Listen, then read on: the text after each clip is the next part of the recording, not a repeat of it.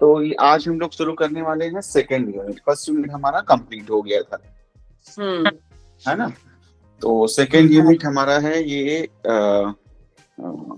Block one, unit two, family therapy, meaning, hmm. Scope and applications.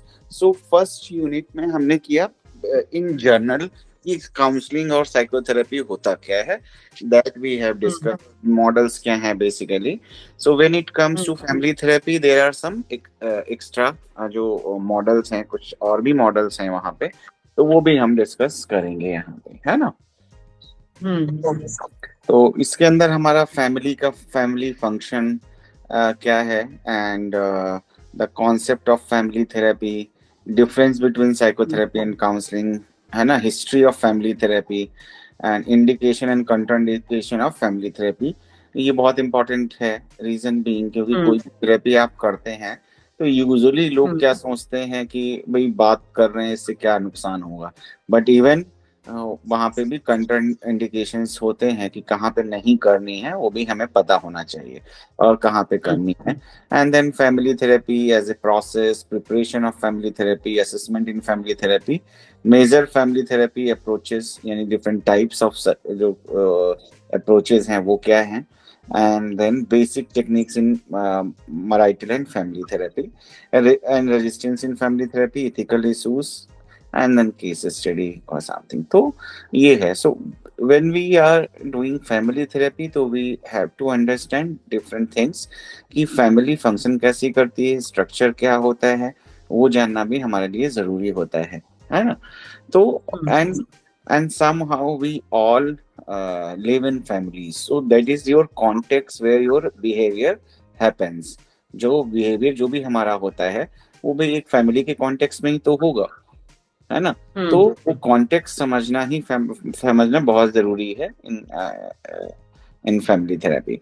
तो family life has evolved significantly in recent years with over 40% of new marriages ending in divorce, and people now choose not to marry, leading to variations like single parent, homosexuals families.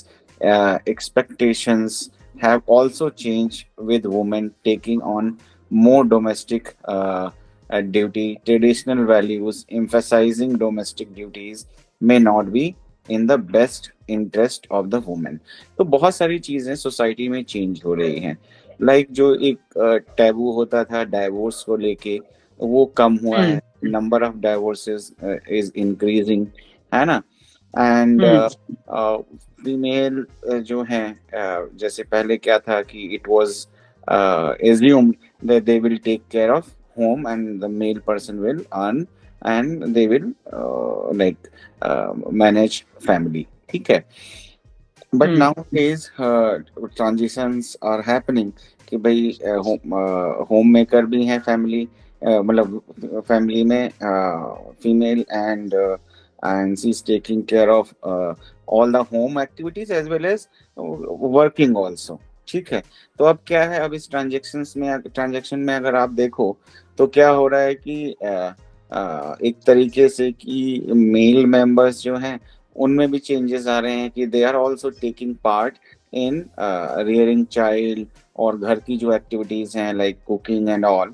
सो उन लोगों का क्योंकि because जो female है उनका क्या हो रहा है कि क्योंकि बाहर तो दोनों काम कर रहे हैं, तो ग्रेजुअली ये चेंजेस आ रहे हैं, रोल्स में चेंजेस हो रहे हैं, है ना। एंड दो अगर हम अपनी इंडिया की बात करें, इंडियन कॉन्टेक्स्ट का, तो even in suppose you are living in Delhi, तो even in Delhi also you will see कि भाई एक ही इन्वायरमेंट है, एक ही तरह का सबको सब कुछ मिल रहा है, बट देर आर फैमिलीज जो बहुत ट्रेडिशनल है जहाँ पे ये कि ठीक है फीमेल काम नहीं करेगी, है ना, या घर खाना बनाएगी या घर पे रहेगी, सारी चीजें करेगी। एंड देन ऐसी फैमिलीज हैं जहाँ दोनों हस्बैंड वाइफ अर्न कर रहे हैं, है ना। तो different types depending on the religion, depending on the culture, कहाँ से आते हैं। अब आप राजस्थान, यूपी और थोड़ा इंटीरियर में चले जाएंगे तो वहाँ पे ये चीजें दिखेंगी। कुछ फैमिलीज एक तरीके से बिहेव करते हैं, कुछ लोगों के रूल्स रेगुलेशन किस तरह डिफरेंट काइंड ऑफ हैं। कुछ लोग धीरे धीरे ओपन हो रहे हैं, though they are not open कि फीमेल काम करे, but because of different demands and all they agreed कि ठीक है चलो काम करना है ना। तो that hmm kind things are happening. So ये डायनामिक्स भी हमें कहीं ना कहीं ये फैमिली का सारा समझना पड़ेगा एट प्रेजेंट कॉन्टेक्स्ट की चीजें चेंज कैसे हो रही हैं, है ना।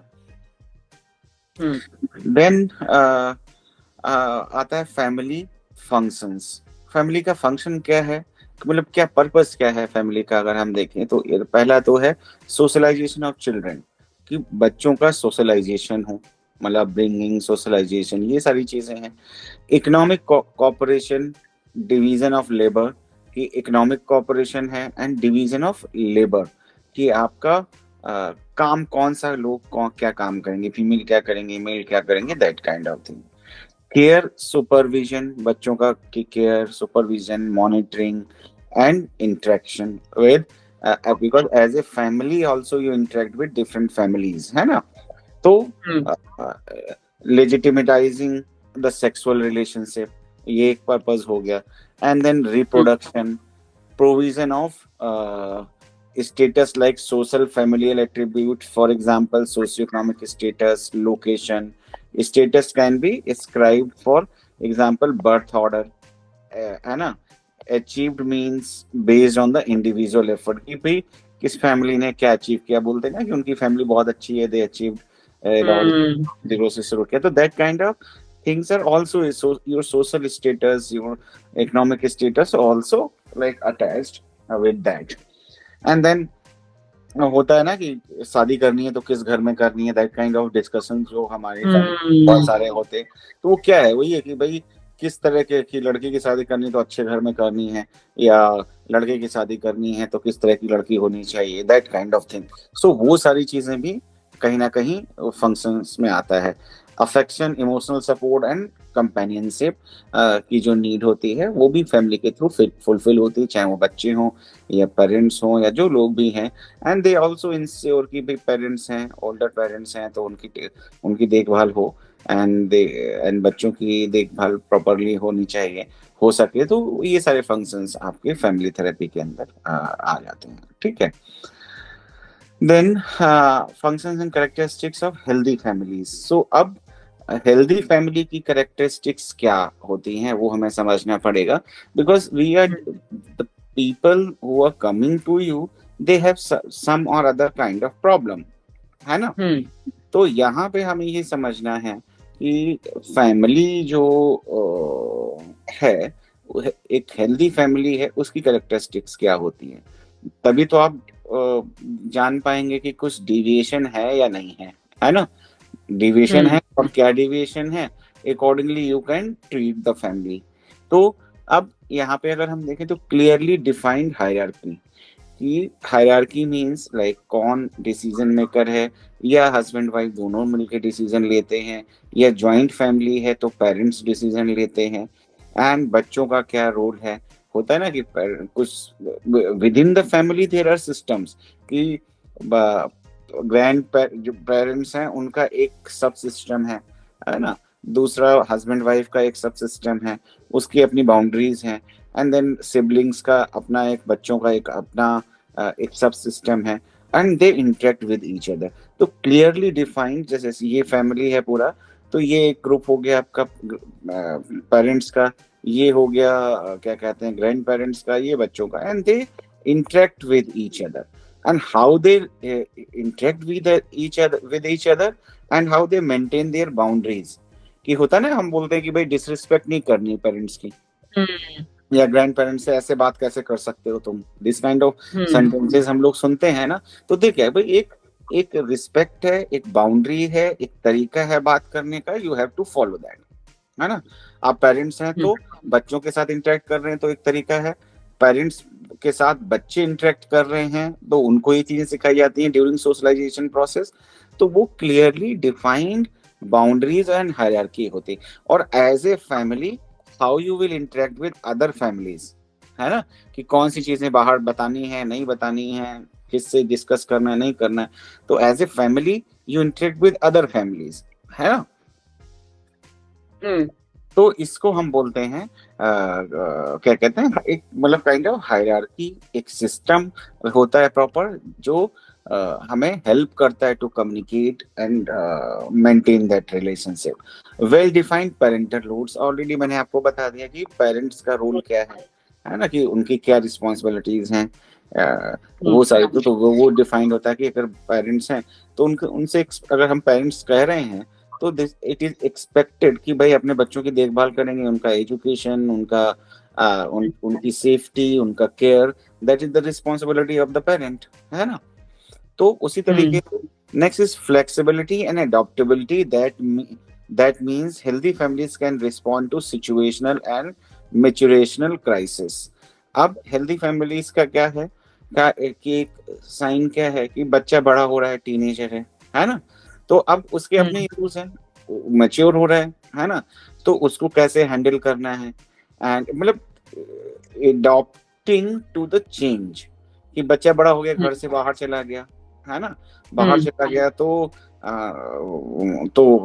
उसकी वजह से एक क्या कहते हैं, हो सकता है पेरेंट्स की लाइफ में एक खालीपन आता है या कुछ आता है, तो how they respond to that, how they adjust with that, या कि सपोज घर फैमिली में किसी कोई बीमार पड़ गया तो other people take care of that person, and उसकी जो रिस्पॉन्सिबिलिटी है, जो वो काम करता था तो उसने करना शुरू किया।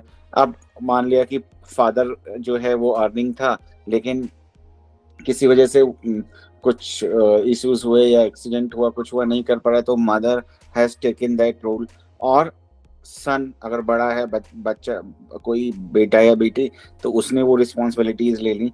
तो that kind of flexibility and adaptability is there in the healthy families, है ना, कि भाई ऐसा तो नहीं होता है कि हमें मतलब नहीं है ना। तो that is the function of family.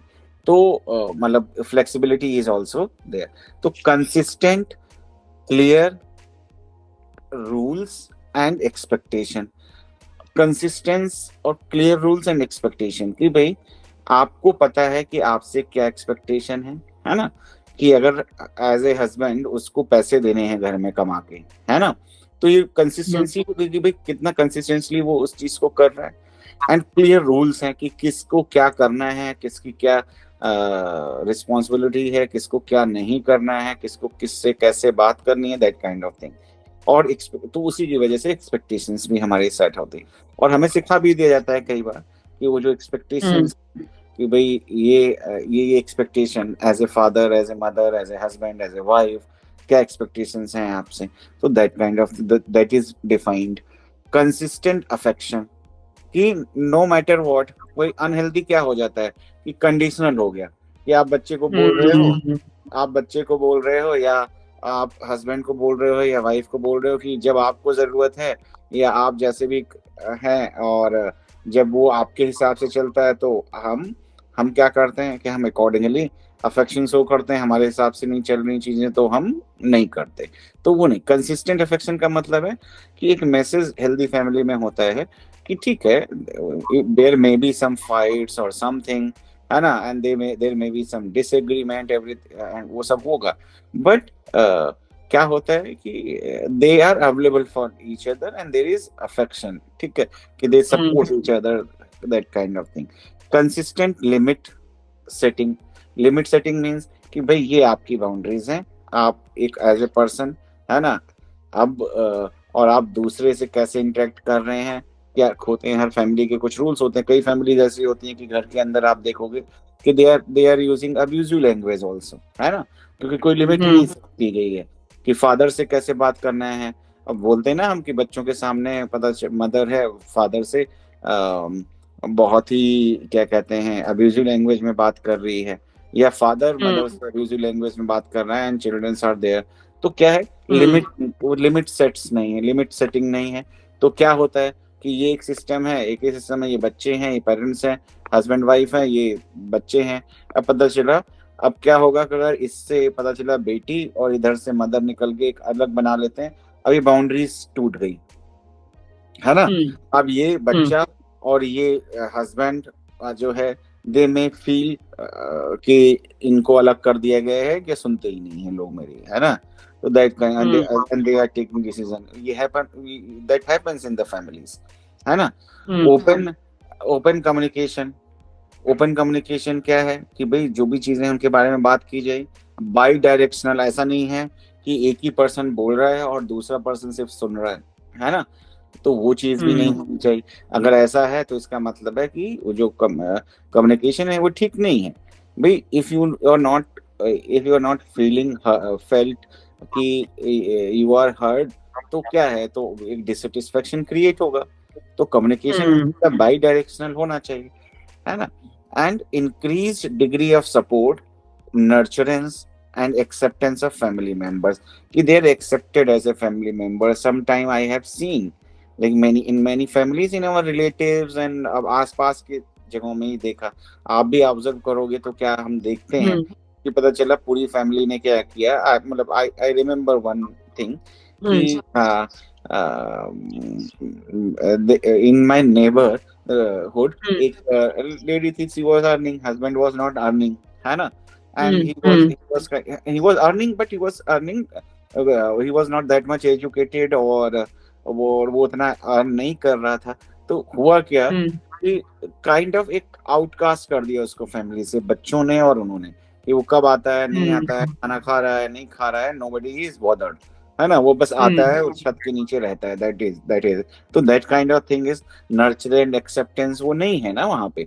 उसी तरह से कई बार आप देखोगे कुछ फैमिलीज में क्या है, जो बच्चा ज्यादा थोड़ा सा डोमिनेटिंग है, अर्निंग है ना, तो उसकी चल रही है, बाकी सबको आउटकास्ट कर दिया जा रहा है ना। इवन मूवीज एंड ऑल, इनमें आप देखोगे तो ये चीज आपको देखने को मिलती है कई बार, है ना।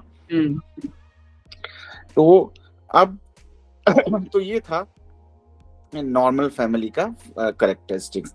दो मैंने साथ में आपको काफी कुछ जो डिसफंक्शनल फैमिलीज हैं वो बताई, हाँ बताई दिया है, but will read once more. A dysfunctional family system occurs when a stressors overloads the family's adaptive and coping mechanism, such that family members' needs are not adequately met. अब problem कहाँ होती है, चाहे वो इमोशनल हो, financial हो, या power को लेके हो, या फिर कोई भी किसी भी तरह की नीड है, एक्सेप्टेंस की, नर्चरेंस की, अब वो फुलफिल नहीं हो रही है। अब ऐसा कब होता है कि भाई जब सिचुएशन सारी ठीक है, कोई फाइनेंशियल इश्यूज नहीं है, सारे लोग अपना अपना काम कर रहे हैं, तो वो प्रॉब्लम नहीं होगी उतना, या नहीं दिखेगी। बट सपोज अगर उनमें से एक फैमिली मेंबर है, अब क्या है, दिस इज काइंड ऑफ, आप ऐसे समझो कि फैमिली, मतलब कुछ जो फैमिली थेरेपिस्ट हैं वो तो ये कहते हैं कि जो भी प्रॉब्लम होती है किसी इंडिविजुअल को, अगर कोई मेंटल हेल्थ इश्यूज होते हैं, तो it is not a problem of individual, it is a problem of whole family, है ना। Because each and everyone is dependent on other, है ना। एंड अगर एक सपोज एक पर्सन है जो मेन अर्निंग मेंबर है, और उसको वो किसी वजह से उसकी अर्निंग बंद हो गई, जो भी रीजन हो, एक्सीडेंट हो गया, बीमार हो गया, जॉब छूट गया, रिसेशन था, समथिंग लाइक दैट, स्ट्रेस आ गया फैमिली के ऊपर, because we have to, if we want to survive, we need some और other means of earning and maintaining the family, है ना, पेइंग बिल्स एंड ऑल।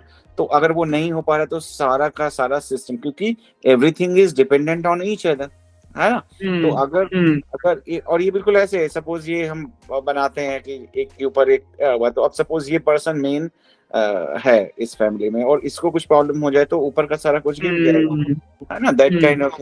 तो अब क्या है, तो ये जो सारी चीजें हैं प्रॉब्लम क्रिएट करती हैं, और चीजें ज्यादा निकल के तब आती हैं जब स्ट्रेसफुल कंडीशंस आ जाती हैं फैमिली के लिए, ठीक है। बिल्कुल वैसे ही है ना, कि जब तक आपको पेन कम हो रहा है ना, आप उसको बर्दाश्त कर लेते हैं, लेकिन जैसे ही वो बढ़ना शुरू हो जाता है तो सबको प्रॉब्लम शुरू हो जाती है ना। तो अब क्या होता है कि अगर वो फंक्शन, एडॉप्टिव फंक्शनिंग जो है, स्ट्रेस में डिस्टर्ब होने के चांसेस और बढ़ जाते हैं। अब ये डिपेंड करता है एज ए फैमिली, वो फैमिली कितनी रेजिलिएंट है, how they are connected to each other, ये भी फैक्टर होता है ना। तो ये सारी चीजें थे। तो अब क्या होता है कि कैरेक्टरिस्टिक ऑफ डिसफंक्शनल फैमिली, अब वहां पे फ्लेक्सिबिलिटी थी, यहाँ पे क्या है, रिजिडिटी है, कि भाई रिजिडिटी है, हम चेंज करने के लिए नहीं है, राजी नहीं है। घर में पता चला मदर है, और मदर को वो घर का सारा काम करती, खाना बनाना और ये सारी चीजें, फैमिली की देखभाल करती है मदर, लेकिन अब क्या हुआ कि मदर को कोई प्रॉब्लम आ गई, है ना। तो क्या हुआ कि अदर जो फैमिली मेंबर्स हैं, है ना, हस्बैंड है या सपोज बेटी है या बेटा है, एंड दे आर सेइंग कि I will not change my schedule और anything, will not adjust with that. अब कोई खाना खाए या ना खाए, that is not my concern, ठीक है। तो मतलब ये तो एक बहुत छोटा सा एग्जाम्पल है, लेकिन कहने का मतलब if you are not adjusting with others, है ना, if you are not responding to the situations as a family, तो इसका मतलब क्या है कि रिजिडिटी है, फ्लेक्सिबिलिटी है, फ्लेक्सिबिलिटी नहीं। अब सिंपल सी छोटी छोटी चीजें हैं, जैसे मान लिया कि खास तौर पे इंडियन फैमिलीज में हम देखते हैं कि चलो खाना खाना है तो सब लोग आ जाएंगे तो हम लोग खाना खाते हैं, है ना। तो ठीक है, वंस इन वाइल ऐसा भी होता है कि ठीक है कोई बात नहीं, तो that is kind of flexibility कि ठीक है अगर कोई लेट हो रहा है चलो आधा घंटे वेट कर लेते हैं, इवन फ्रेंड्स और हम लोग जैसे करते हैं। तो ये एक एग्जांपल है कि टू शो द कंसर्न, है ना। तो ये सारी चीजें होती हैं। तो लैक ऑफ इसमें जैसे जो मैंने पढ़ा है, जैसे सब्सटेंस अब्यूज हो गया या सेपरेशन ऑफ पेरेंट्स, इसमें मतलब वो ऐसा सब टाइप नहीं बता रहे कि व्हाट आर द, जैसे इनमें एक वाइड टर्म्स बताए हैं, लाइक ये है डिसफंक्शनल फैमिली के, बट डिसफंक्शनलिटी के तो बहुत सारे रीजंस हो सकते हैं ना। any reason that creates disbalance in the family. आपका जो सिलेबस है ना, तो उस देखो सारी चीजें नहीं कवर की जा सकती उसके अंदर, है ना। अब जो एक एक थेरेपी आपका है, system therapies, object relation therapies, बहुत सारी थेरेपीज आपकी दी हैं यहाँ पे, है ना। तो उनकी अलग अलग एक एक बुक है।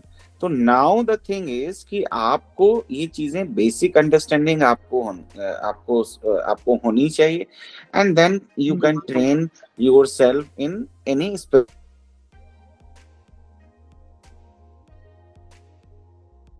वो सब अलग अलग तरीके से डिसफंक्शंस और प्रॉब्लम जो फैमिली की होती हैं उनके पीछे कॉज क्या है वो उसको डिफाइन करते हैं। जैसे सीबीटी में हम बोलते हैं कि ना कि बिलीफ सिस्टम में चेंज, नेगेटिव थॉट प्रोसेस है ना, उसकी वजह से प्रॉब्लम्स हो रही हैं। उसी तरह जैसे जो मैंने आपको बताया बाउंड्रीज वाला, ये स्ट्रक्चर थेरेपीज में है, स्ट्रक्चरल, कि भाई ये स्ट्रक्चर होता है, उसकी सिस्टम है, उसके अंदर सब सिस्टम है, इफ दे आर क्रिएट, है ना। तो वो है। तो उसमें से आप कोई एक जो भी आपको लगता है दैट इज मोर इफेक्टिव और यू लाइक दैट थिंग, तो you can train yourself. Similarly यहाँ पे सारा कुछ तो नहीं दिया हुआ है ना। तो इसमें तो कोई डाउट नहीं है, इसमें सारा नहीं दिया हुआ है, इसमें सिर्फ जनरल उन्होंने बताया है ना। सो इन्वेस्ट और लॉस ऑफ ऑटोनॉमी। अब इन्वेस्ट लैक ऑफ इंडिविजुएशन। दूसरा तरीका क्या है कि आप इतना इन्वॉल्व हैं एक दूसरे में, है ना, तो उसको हम इन्वेस्ट रिलेशनशिप्स बोलते हैं। ऑटोनॉमी है ही नहीं कि बच्चों को बेटा है या हस्बैंड है वाइफ है, तो क्या है हर चीज में इतना उनका दखलंदाजी है कि कुछ इंडिविजुअली कुछ करने नहीं दे रहे। द आइडिया क्या है कि भाई अगर आपका रिलेशनशिप है, आपका मान लिया बेटा है, बेटी है, हस्बैंड है, कोई भी हो सकता है, ठीक है, तो आप उसको अपना स्पेस देंगे, उसको अपना डिसीजन लेने की एक ऑटोनॉमी होनी चाहिए, है ना। लेकिन आप इतना इन्वॉल्व हैं, खासतौर पे कई बार मैंने देखा है बच्चों के साथ में क्या है कि बच्चों का सारा कुछ मतलब हस्बैंड वाइफ मिलके कर रहे हैं, मतलब पेरेंट्स कर रहे हैं, है ना।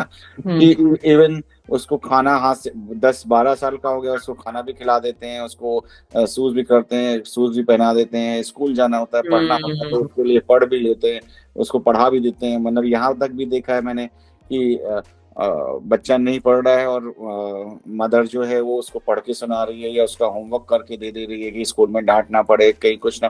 तो they are not making them as a individual, है ना, कि इतना इन्वॉल्वमेंट है। और that involvement is not because of child, that is because of parents, क्योंकि उनकी अपनी इनसिक्योरिटीज और सारी चीजें होती हैं जिसकी वजह से, या उनके अपने फेयर्स होते हैं। तो इस तरह के जो इनमेस्ट रिलेशनशिप होते हैं वो भी हेल्दी साइन नहीं है। द आइडिया इज कि जब हम बच्चे की रियरिंग कर रहे हैं तो वो एक इंडिपेंडेंट इंडिविजुअल की तरह डेवलप हो, तभी हमारे हेल्दी रिलेशनशिप को मेंटेन कर पाएगा। उसके बाद क्या होता है जब वो एडल्ट लाइफ में जाता है and that person like get into some relationship और मैरिज, तो अब क्या होता है वहां पे भी प्रॉब्लम होती है, क्योंकि उसने तो यही सीखा है तो they expect the same thing, है ना। तो ये प्रॉब्लम्स भी हो जाती है। अब एक तो हो गया इन्वेस्ट, दूसरा एक्सट्रीम डिटैचमेंट। अटैचमेंट। ये मतलब ही नहीं है भाई, एक बैलेंस होना चाहिए हम्म। कि कौन जी रहा है, मर रहा है, कब आ रहा है। ऐसी फैमिली भी हम्म। आपको देखने को मिलोगी कि पेरेंट्स खा के सो गए, बच्चे आ रहे हैं, कब आ रहे हैं, कब जा रहे हैं, कोई ध्यान रखने वाला ही नहीं है ना। हम्म। तो ये भी एक्सट्रीम डिटैचमेंट भी प्रॉब्लम। बस इतना ही पाया कि फादर से पैसे लेने हैं तो पैसे ले लिए, या हस्बैंड वाइफ हैं, दोनों काम कर रहे हैं, कौन कब घर आता है, कब जाता है, किसी को दूसरे एक दूसरे से वो मिल ही नहीं रहे हैं, पता ही नहीं चल रहा, कि पता चला 2 शिफ्ट्स में काम कर रहे हैं तो वो आपस में मिलते नहीं। एक तो ये होता है कि भाई जेन्युइन काम है, सारा कुछ है, इवन नहीं भी मिल रहे हैं वंस इन ए वाइल, तो वो भी चलता है। बट एक डिटैचमेंट एट इमोशनल लेवल, है ना, इन्वॉल्व कुछ कोई इन्वॉल्वमेंट ही नहीं है किसी के साथ में, तो that is extreme detachment. Then होता है scapegoating, means a family member often a child is the object of displaced conflict or criticism. Scapegoat क्या हो गया कि भाई हस्बैंड वाइफ की नहीं बन गुस्सा या प्यार जो भी है वो निकल रहा है बच्चे के ऊपर, है ना। या ऐसा भी देखा है मैंने, नोन टू है मेरा, तो वहां पे देखा है फादर का कोई रोल नहीं है, कहने के लिए सिर्फ फादर है ना। अब क्या किया जाता है, फादर का कोई रोल नहीं है, कोई प्रॉब्लम वाली बात होगी तो फादर को आगे कर दो। किसी को कुछ, सपोज घर में किसी ने बोला ऐसा करना है या वहां जाना है और फैमिली का जाने का मन नहीं है, कुछ कहने का वहां पे, या they don't like to go there और टू मीट दोस पर्सन, तो दे विल से कि क्या कहते हैं, फादर जो है ही इज नॉट रेडी, है ना, या उनको बहुत काम है, या उन्होंने ऐसा बोल दिया, या आपके फादर नाराज हो जाएंगे। तो दैसे स्केपगोटिंग, जबकि उनका कोई रोल है ही नहीं, है ना। बट उसी तरह से बच्चों के साथ में हस्बैंड वाइफ की लड़ाई हुई या कुछ हुआ, गुस्सा बच्चों के ऊपर निकल गया। कई बार जॉइंट फैमिलीज वगैरह में भी ये बहुत होता है कि वो किसी को कुछ कह नहीं सकते, खासतौर पे फीमेल्स, तो क्या हुआ कि अपने बच्चे के ऊपर सारा कुछ निकाल दिया। तो that is that kind of, because that is easy way out, है ना। तो दैट इज स्केपगोटिंग कि भाई आप बच्चे का मतलब बलि का बकरा बना देना, कहने का मतलब, जिसको हम हिंदी में टर्म यूज करते हैं। तो that is also there. Then आता है आपका ट्रायंगुलेशन, है ना। ट्रायंगुलेशन क्या है, triangulation that means detouring conflict between two people by involving a third person, thereby stabilizing the relationship between the original pair. अब होता क्या है, अभी रिसेंटली मेरे पास एक क्या कहते हैं, हस्बैंड वाइफ दोनों डॉक्टर्स हैं, एक गायनिकोलॉजिस्ट, एक न्यूरोलॉजिस्ट एंड या न्यूरोसर्जन, एंड उनका बच्चा है एक, है ना।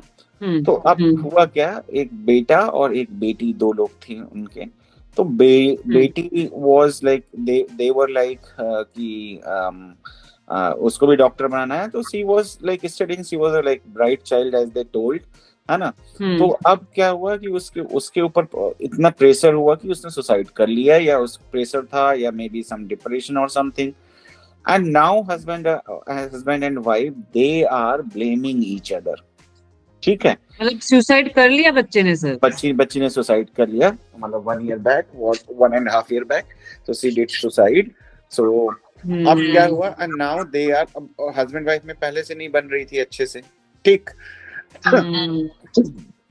अब और हो गया कि they are blaming each other कि भाई तेरी वजह से हुआ, दो now they don't say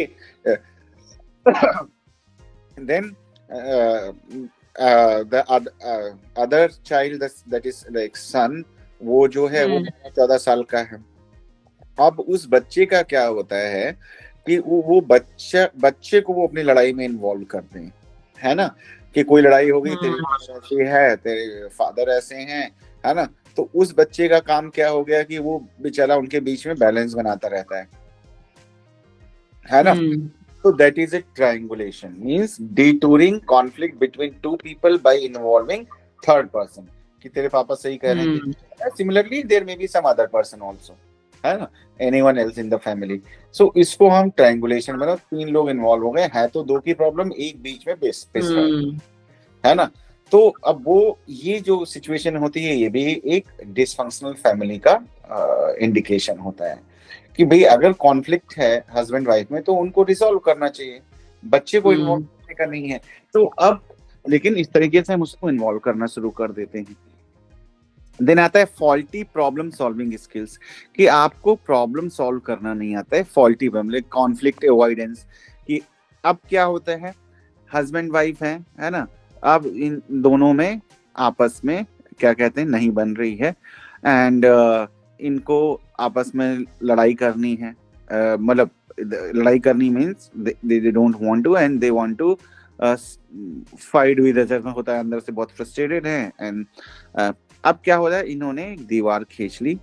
अब ये एक दूसरे से बात नहीं करते हैं। दीवार खींचने का मतलब एक अनकही सी दीवार है जहां वो बात नहीं करते हैं, क्योंकि there is conflict and they are avoiding. Hmm बात करेंगे गुस्सा आएगा, लड़ाई झगड़ा होगा, तो they are avoiding hmm avoiding avoiding. That is not the right way to solve the problems, है ना। Hmm and some time and एक सिचुएशन ऐसा आता है कि जब आप बात करते हैं, बात का कोई रिजॉल्व नहीं होता है, only the thing is there is blaming each other, है ना, पुरानी चीजों को हम्म लाना, blaming each other, that is happen, and your conversation reach nowhere, and it happens in every relationship when that is मतलब deteriorating. तो होता है, तो दे विल स्टॉप टॉकिंग, तो but that is not the क्या कहते हैं right way, है ना। सो ये होता है inconsistent application of the affection and discipline. अब इनकंसिस्टेंसी क्या है, एक दिन आप बच्चे को बोल रहे हो, एग्जाम्पल दे रहा हूं मैं, एक दिन आप बच्चे को बोल रहे हो कि क्या कहते हैं आपका जो आपको टीवी नहीं देखना है ना, आपको टीवी नहीं हम्म देखनी है। क्यों टीवी नहीं देखनी है ना, क्योंकि आप बहुत दिन भर टीवी देखते रहते हो, पढ़ते नहीं हो, and this is not good for you, right. Hmm next day when you are busy और यू आर टायर्ड, है ना, और बच्चा आपको आपको परेशान कर रहा है ना, तो आपने क्या किया, टीवी ऑन कर दी कि चल टीवी देख ले। तो आपने क्या किया, आपने रूल्स नहीं फॉलो किए, आपने अपनी सुविधा के अनुसार, अपनी सुविधाओं के अनुसार, आप थके हुए थे, आपको टाइम की जरूरत थी, आपने बच्चे के लिए रूल चेंज कर दिया। और ये अक्सर फैमिली में होता है ना। तो इनकंसिस्टेंट आप बच्चे के साथ होंगे, और कल को जब आप फ्री होंगे, आपको लगेगा कि बच्चा टीवी देखने लगा, तो आप उसको डांटना शुरू कर देते हैं कि क्या करेगा लाइफ में, दिन भर टीवी देखता रहता है, ये करता है वो करता है। तो क्या होगा, बच्चे को तो मैसेज जो जाएगा वो तो इनकंसिस्टेंट मैसेज जा रहा है, कि कभी ये कहते हैं कि टीवी देख लो, कभी कहते हैं कि नहीं देख लो, है ना। हाँ, अगर ये डिसाइडेड है कि दिन में 2 घंटे देखना है टीवी, तो बच्चे को बिल्कुल क्लियर है कि 2 घंटे देखना है। अब एक दिन किसी दिन आपके यहाँ आपके घर पे गेस्ट आ गए, तो आपको लगा कि ये दिक्कत करेगा, तो आपने क्या किया, उसको दे दी टीवी का रिमोट, पकड़ा दिया कि जा बैठ के कमरे में टीवी देख। अब वो पूरा दिन टीवी देख रहा है। नेक्स्ट डे जैसे गए तो आपने रूल चेंज कर दिया कि नहीं, आप टीवी नहीं देखना है। तो ये कंसिस्टेंसी होना, है ना। आप एक तरफ बोलोगे बच्चे को कि भाई मोबाइल देखते हुए खाना मत खा, है ना। अब दूसरी टाइम क्या हो रहा है, खाना नहीं खा रहा है, आपने मोबाइल पकड़ा दिया कि चल देखते देखते खा लेना। ये बहुत कॉमन चीज है। तो that is inconsistency, and that also happens with like parents also, husband wife के बीच में भी हो सकता है कि जब मूड अच्छा है तो अच्छे से बात कर रहे हैं, मूड अच्छा नहीं है तो अगले को पता नहीं है कि किस बात पे मूड खराब है या क्यों अच्छा है। तो कम्युनिकेशन नहीं है, इनकंसिस्टेंसीज हैं कि वही चीज बार बार कभी हो रही है कभी नहीं। तो ये इनकंसिस्टेंसीज जो होती हैं अफेक्शन में या डिसिप्लिन में, ये इनहेल्दी होती हैं फैमिलीज के लिए।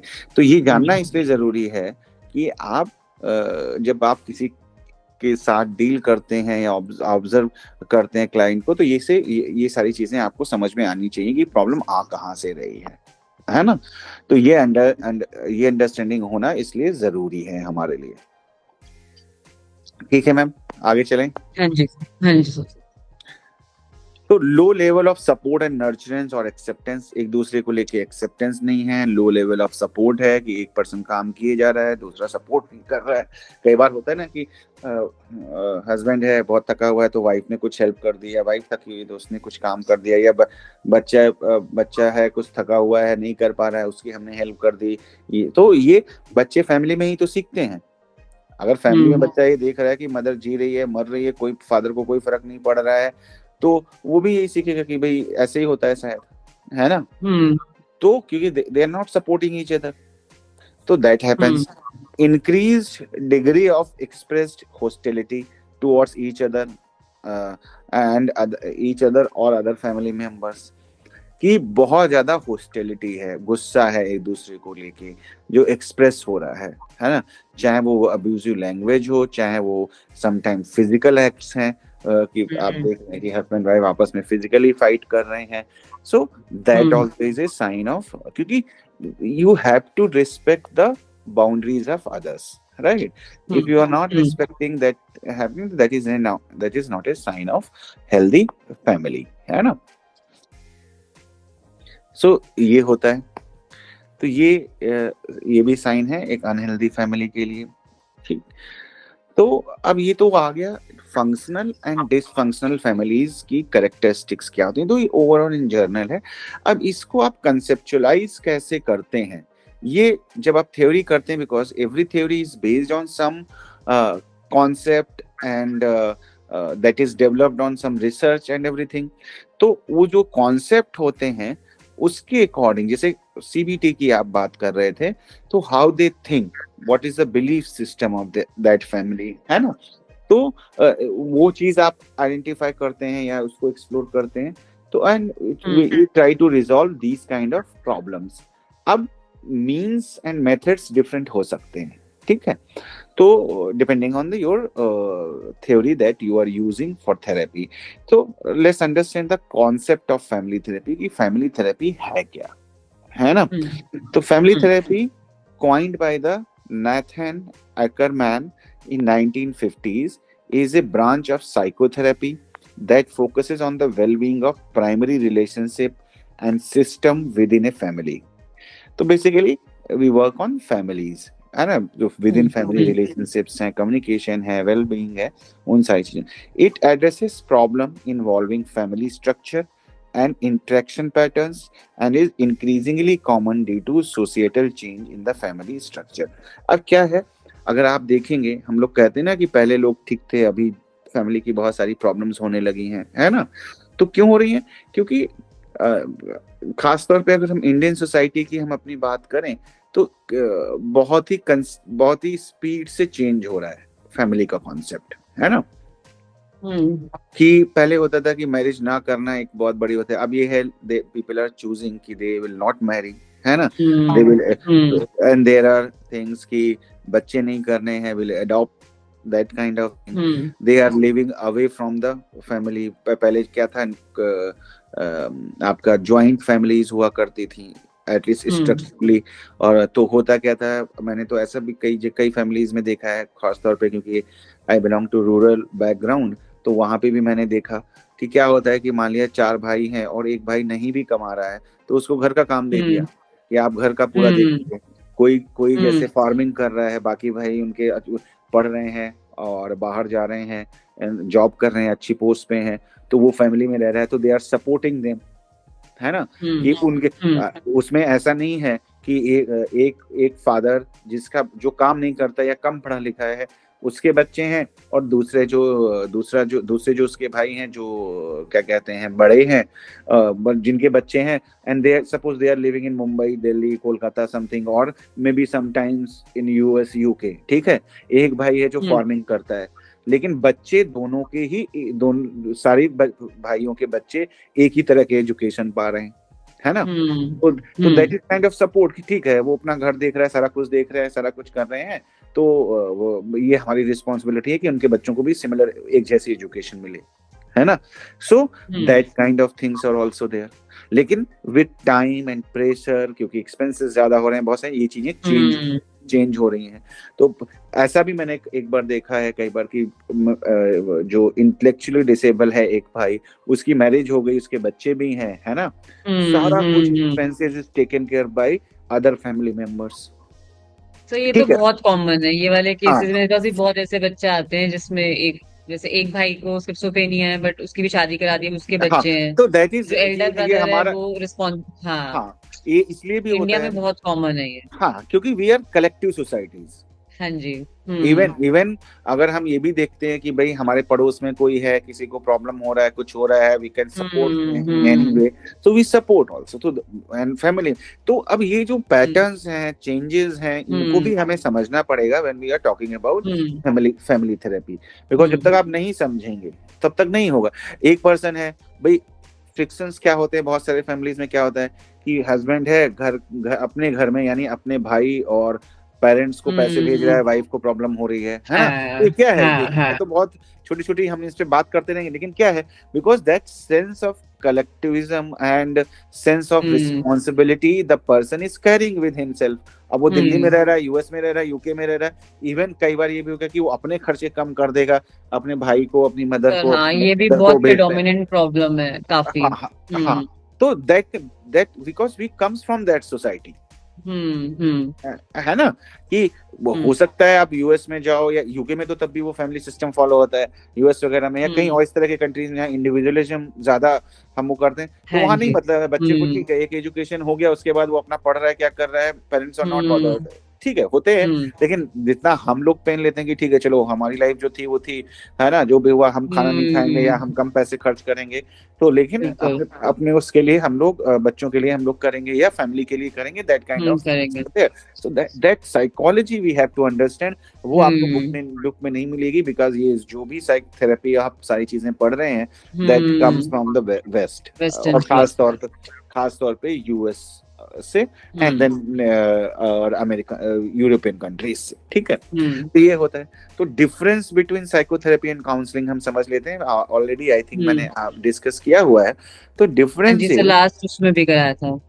हाँ, तो counselling and therapy are interchangeable, मतलब यूजुअली हम्म इंटरचेंजेबल यूज होते हैं। The only thing is counselling and therapy, counselling की जब हम बात करते हैं, that is use with less severe problems, ठीक है। Marriage and family hmm therapy and counselling is a functional aspects, while therapy addresses emotional stress.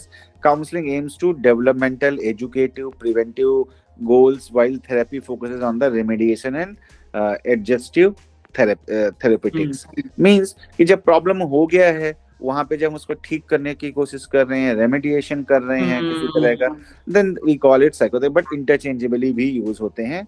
तो and counselling is more kind of adjustment से रिलेटेड हो गया, educative हो हम्म गया, preventive है ना, ये सारी चीजें कि कैसे एडजस्ट करें, hmm that that thing is like psychotherapy and counselling.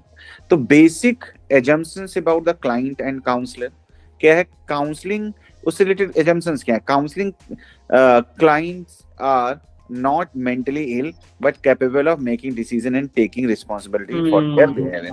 मतलब कोई सीरियस इश्यूज वो नहीं है, मतलब मेंटल इलनेस नहीं है किसी तरह का।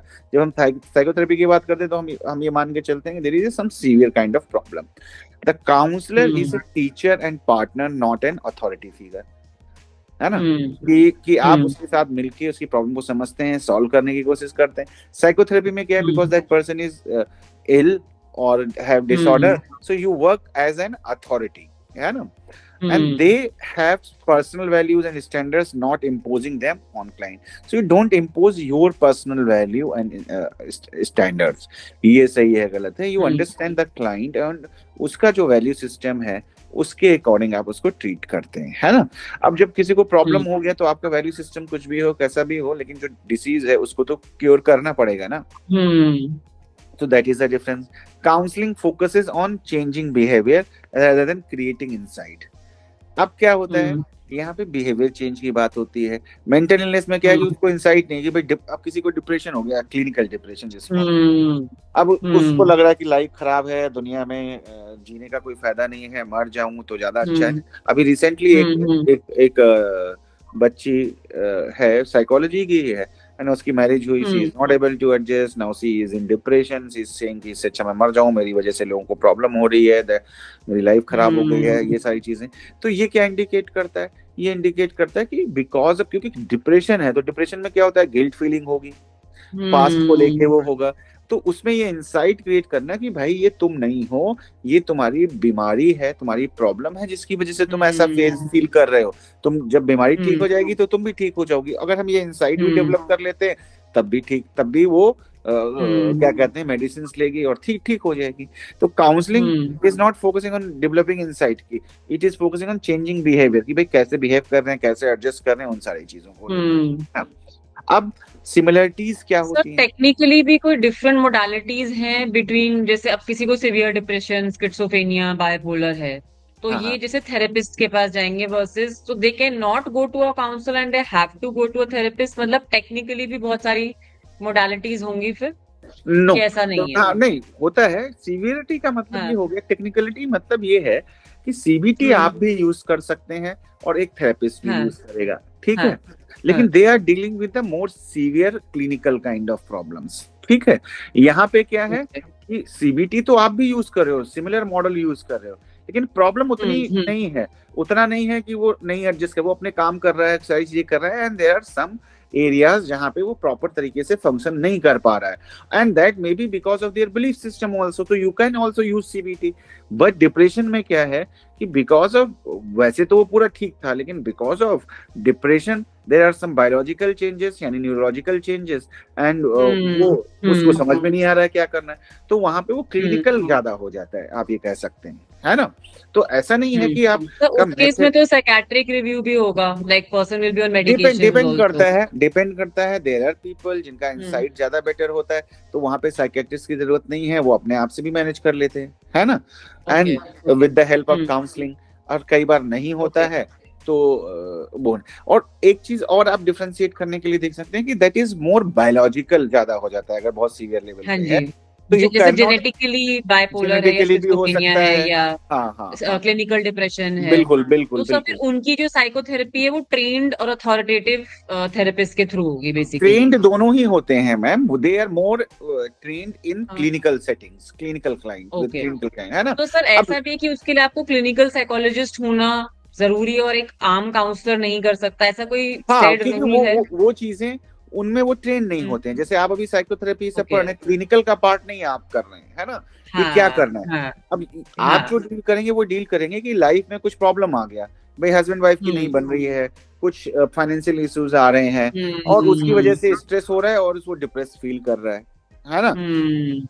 तो लेकिन क्लिनिकल वाले केस में क्या है, भाई उसकी बायोलॉजी ऐसी है, उसके साथ में तुम कुछ भी कर दो, कितना भी अच्छा उसकी लाइफ में हो जाए, वो अपने डिप्रेशन से निकल ही नहीं पा रहा है, क्योंकि देयर आर बायोलॉजिकल रीजंस, है ना। तो ये डिफरेंस है। यहाँ पे क्या एक्सटर्नल फैक्टर्स की वजह से आपकी चीजों में प्रॉब्लम आ रही है, या आपके सोचने के तरीके में कुछ चीजें हो रही हैं जिसकी वजह से दिक्कत आ रही है ना। Then these people have to be referred to a clinical psychologist basically। बिल्कुल जहाँ पे क्लिनिकल, बिल्कुल तो एटलीस्ट आइडेंटिफाई करना आपको आना चाहिए, बाकी तो similarities between counselling and psychotherapy. Similarities क्या होती हैं?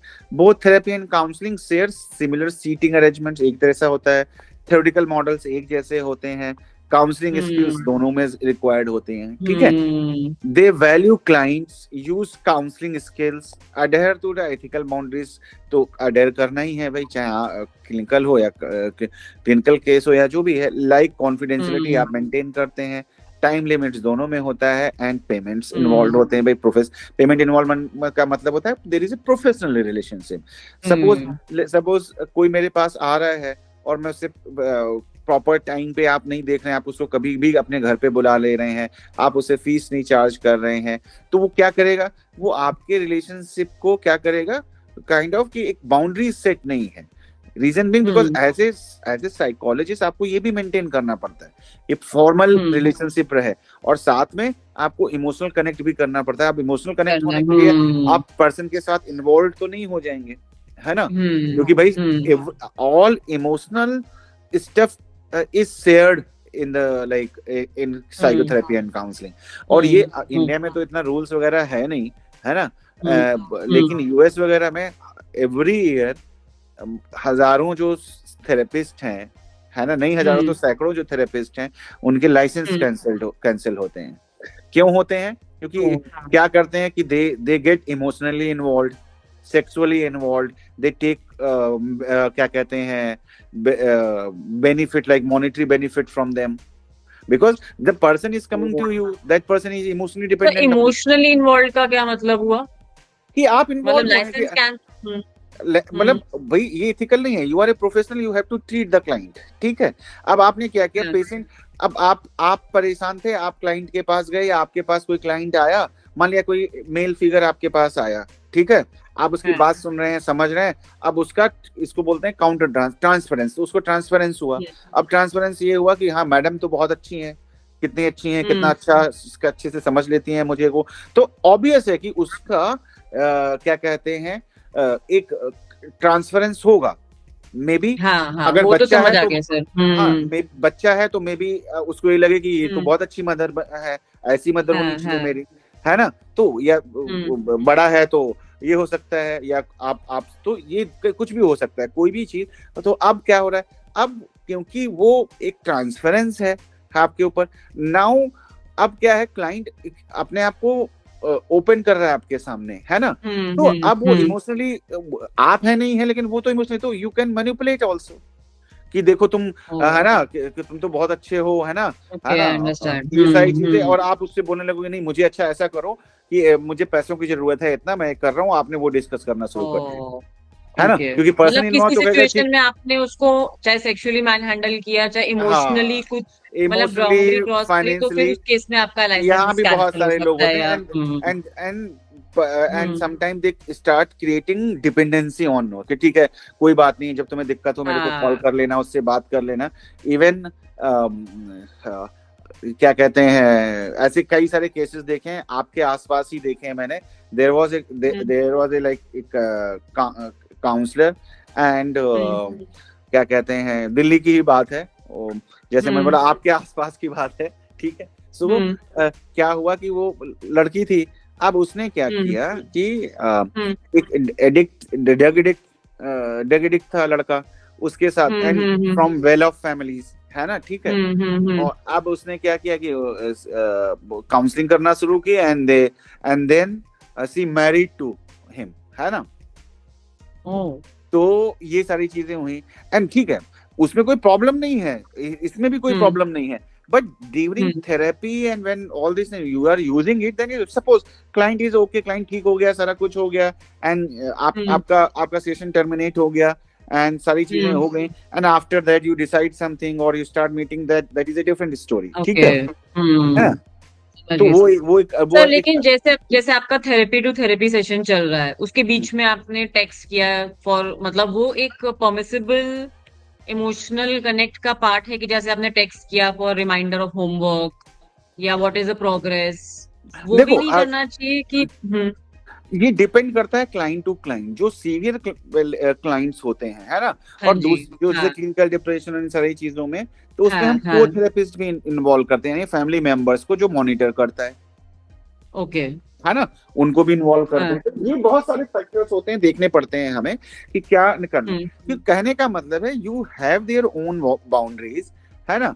अब क्या होगा, बाउंड्रीज हैं आपकी, आपको वो मेंटेन करनी है, तो कहाँ पे करनी है, because it is a human relationship, तो बहुत क्लियर कट कहना बड़ा मुश्किल काम होता है ना। हाँ, वही सर, बिकॉज जब तक आप वो इमोशनल कनेक्ट में कंसर्न और सिंपैथी शो नहीं करोगे, अगर बहुत हो जाओगे, तो आपको ये पता होना चाहिए, आपको ये पता होना चाहिए कि कहाँ पे बाउंड्री क्रॉस हो रही है, ठीक है।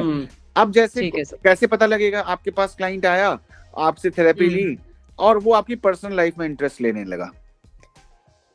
अब आपको बोलेगा कि मेरा सर जो भी है कि ठीक है, आप क्या कहते हैं, आपकी मैरिज हो गई, है ना, या आपके बच्चे हैं, है ना, अच्छा आपको खाने में क्या पसंद है, आपने और आपने भी उस पर बात करना शुरू किया, and again the person like came and वो लेके आ गया, आपने बोला चॉकलेट पसंद है, तो वो चॉकलेट लेके आ गया आपके लिए, है ना।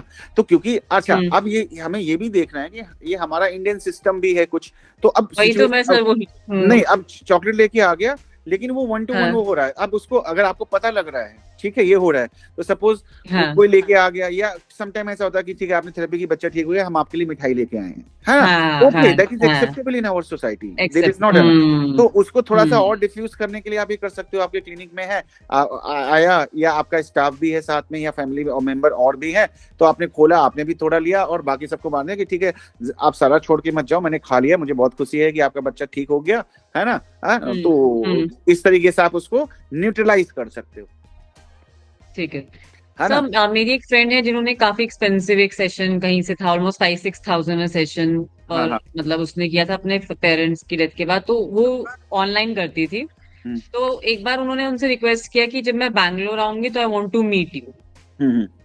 तो she said no, I am your counsellor, I am not your friend, I mean I can not meet you. नहीं ऐसा नहीं होता तो है, ये मुझे ऐसा थोड़ा सा ये समझ नहीं आया, बिकॉज वो प्रोफेशनल साइकोथेरेपी ले रही थी उनसे, and it was almost 6,000 an hour नहीं, चार्जेस थे। अब चार्जेस तो बहुत ही 10,000 भी लोग चार्ज करते हैं, ट्वेंटी हाँ थाउजेंड जी। भी चार्ज करते तो हैं, दैट आई उसने नो, जब है सेशन ना। टर्मिनेशन हुआ तो उसने उसको रिक्वेस्ट की, मेरी फ्रेंड ने, कि मैं एक बार मैं बैंगलोर आ रही हूँ, आप बैंगलोर बेस्ड हो, तो I want to meet you. तो she hmm. Said no, I am your therapist, I am not your friend. हाँ नहीं ठीक है, फ्रेंड नहीं है, बट देखो अब ये होता है कि आप you are in Indian society, ठीक है, हाँ हम्म फॉर्मली हम्म अपने ऑफिस में आप मिल सकते हो, कोई प्रॉब्लम नहीं है, मुझे इसमें कोई प्रॉब्लम नहीं दिखता, जैसे मैं अपने ऑफिस में, हाँ अगर मैं घर बुलाऊं हम्म मिलूं और मैं आपसे बोलूं कि नहीं चलो मेरे साथ हम चलते हैं कॉफी पीते हैं, that is not okay, but if someone wants to meet you, तो मे बी हम्म, वो अपना ग्रेटिट्यूड आपको शो हाँ करना चाह रहे हैं, हाँ, जो भी चीजें वही, हैं, हाँ दैट इज, तो in our context it is not a problematic until unless it is not crossing the boundaries, क्योंकि ये ब्लंट होना भी, इतना ब्लंट होना भी तो आपके रिलेशनशिप वही, को खराब ये कर रहा थोड़ा है। सा मुझे, आई अगली बार वांटेड टू सीक दिस अगली बार तो वो क्लैरिफिकेशन अगली फॉर यू। अगली बार तो वो आपसे पेशेंट आपसे बात करने की वो हाँ, करेगा, तो आप मुझे अपना यही रैपो खराब इसलिए कर, थोड़ा सा ये था। तो इट क्योंकि हैपेंस, इट इंडियंस में हैपेंस, थोड़ा सा जैसे दिवाली पे लोग अपने डॉक्टर्स को या उनको एज अ हाँ चलता है, ग्रैटिट्यूड में ओके, काफी ठीक सालों है, तक देते हैं। जैसे हाँ दैट टीचर्स इज, है, मुझे लोग बहुत दिवाली के लिए, टीचर्स डे पे, एक वो हमारे सिस्टम में बना हुआ है सर, इंडियन रेसिप्रोकेशन में। हाँ बिल्कुल, तो अब ये बना हुआ, तो ये एक्सचेंज ऑफ गिफ्ट्स, ये किसी आप इंडिविजुअल को नहीं दे रहे होते हैं, हाँ आप कोई रोज लेके आ जाए हम्म, और आपको दे, और हाँ, हाँ तो वहां इंडिविजुअली पे आपको आपको फिर दे रहे हैं, समझना है कि ये ट्रांसफरेंस हो बिल्कुल, रही है और आपको प्रोफेशनली उसको हाँ हैंडल सबसे करना अच्छा है। होता है कि आपको आपको आपको वो पूछना शुरू करेगा, आपको खाने में क्या अच्छा लगता है, आपको मूवी कौन अच्छी है, मतलब हम्म अननेसेसरी चीजें आपसे रिलेटेड वो आपके सेशन में अगर आने लगती हैं, तो इसका मतलब है कि हम्म, पर्सनल इन्वॉल्वमेंट हो रहा है, ठीक है सर। तो ये सारी चीजें होती हैं, तो ये हमें समझना पड़ता है बहुत सारी चीजें।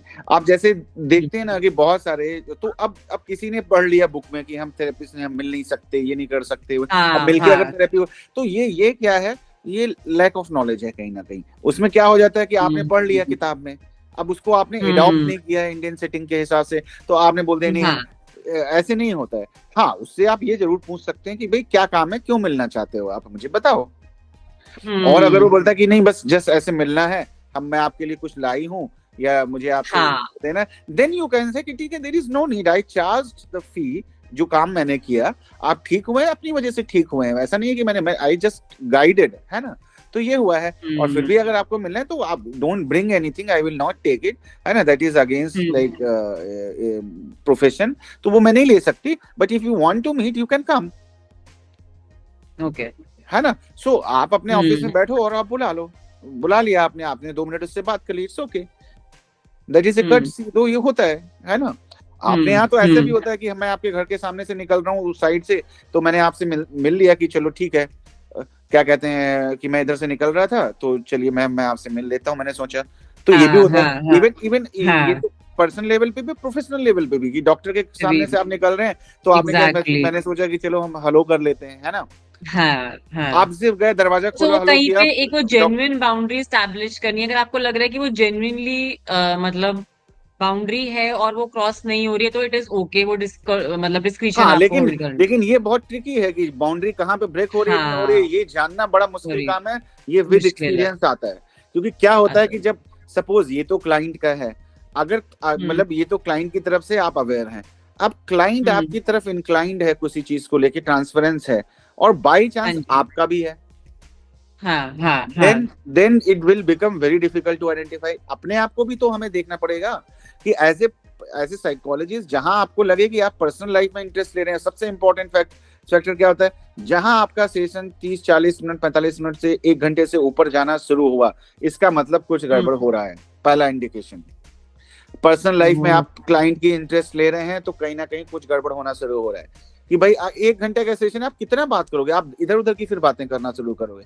तो 1 आवर, हाँ फैमिली थेरेपी है, 2 लोग हैं, 1.5 घंटे भी हो सकता है, इट्स ओके। लेकिन अगर सिंगल पर्सन का आप सेशन ले रहे हो तो it should be like ended in 60 minutes only, maximum 60 minutes, क्योंकि उसके अलावा फिर और बातें होती हैं। तो you have to bring your client on that track, जिस चीज को लेके बात हो रही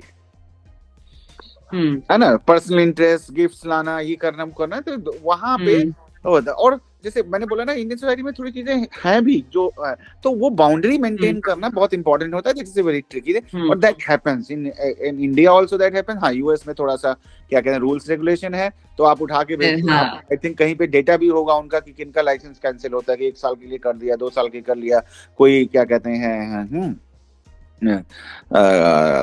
सारी चीजें, तो वो रहता है क्या कहते हैं वहां पे, तो वो मॉनिटर होता है, लोग अवेयर भी हैं। यहाँ पे उतनी चीजें नहीं होती है ना। यहाँ तो किसी डॉक्टर का भी अगर कुछ नहीं होता, जो आज तक किसी डॉक्टर का लाइसेंस कैंसिल नहीं हुआ इंडिया के, है ना। तो ये सारी चीजें रहती हैं, तो ये थोड़ा सा हमें ध्यान रखना होता है। खैर, ये प्रैक्टिकल बातें आ गई थी। एंड देन सिमिलरिटीज हमारा हो गया है, history of family therapy that we will start in next session, है ना।